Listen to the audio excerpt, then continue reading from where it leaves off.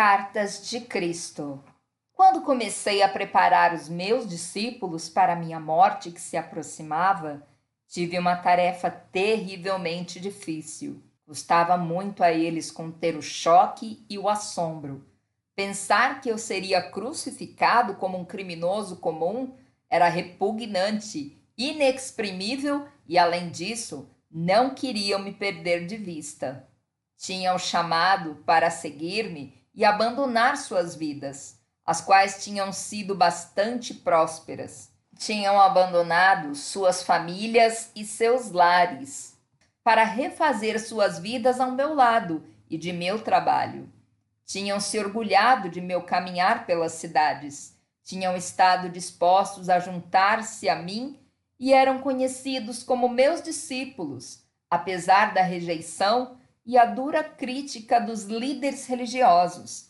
E mais ainda, amavam-me e respeitavam-me tanto pela forma como eu vivia meus próprios ensinamentos, como pela maneira como curava tantas pessoas com compaixão e pelo consolo que trazia às suas vidas desventuradas. Acreditavam verdadeiramente que eu era o Filho de Deus. Como o Filho de Deus podia acabar na cruz? Perguntavam-se.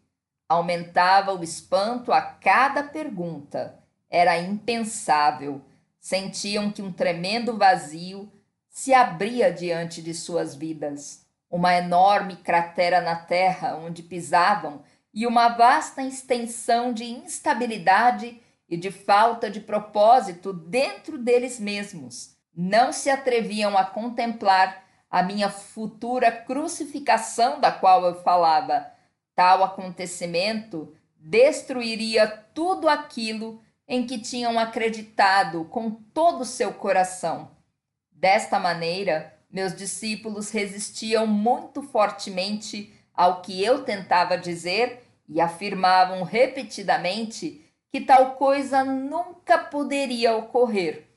Agi com firmeza contra suas teimosas negativas e, finalmente, sentiram-se obrigados a silenciar seus argumentos e, aparentemente, aceitar que tal coisa poderia ser possível.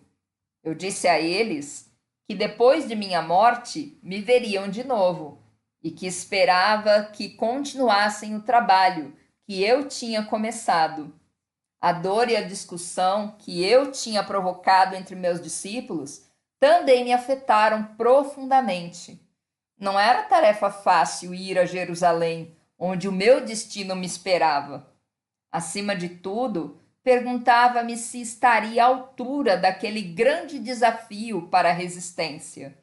Seria capaz de transcender a condição física e entrar no Pai consciência universal e ali ficar até morrer? Às vezes eu me sentia profundamente assustado diante do Calvário, mas não me atrevia a revelar esse temor a meus discípulos. Assim, comecei minha última viagem em direção a Jerusalém, com grande confusão de sentimentos. Por um lado, estava cansado de curar, falar e ensinar as pessoas que me escutavam boquiabertas e não tinham nenhuma real compreensão do que eu tentava dizer. Tinham pensado que meu conhecimento tornaria as pessoas capazes de sair de sua miséria e pelo menos estabelecer contato com o Pai, obter um vislumbre do reino dos céus.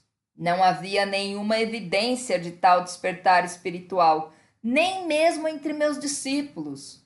Meu desapontamento e sentido de fracasso trouxeram-me contentamento ao pensar em abandonar a vida terrena rumo à gloriosa existência que me esperava, que sabia que me esperava depois da morte. Ao mesmo tempo, perguntava-me como poderia suportar a dor da crucificação.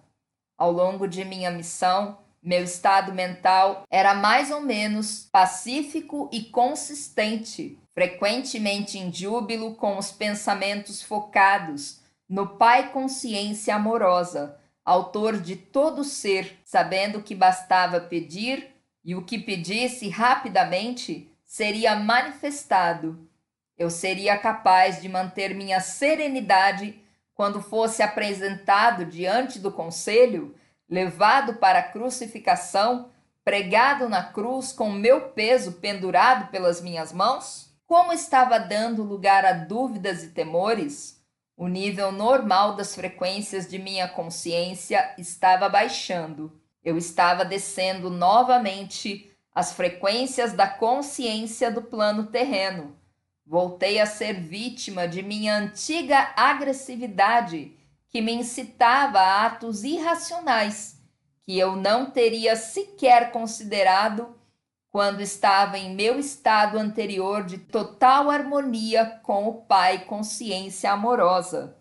Minhas dúvidas e conflitos se exteriorizavam em minha vida como emoções e impulsos humanos que eram opostos à lei cósmica do amor. Primeiro, aconteceu o episódio da figueira. Tinha fome e fui em direção à árvore, não esperando verdadeiramente encontrar frutas, porque não era a estação de figos.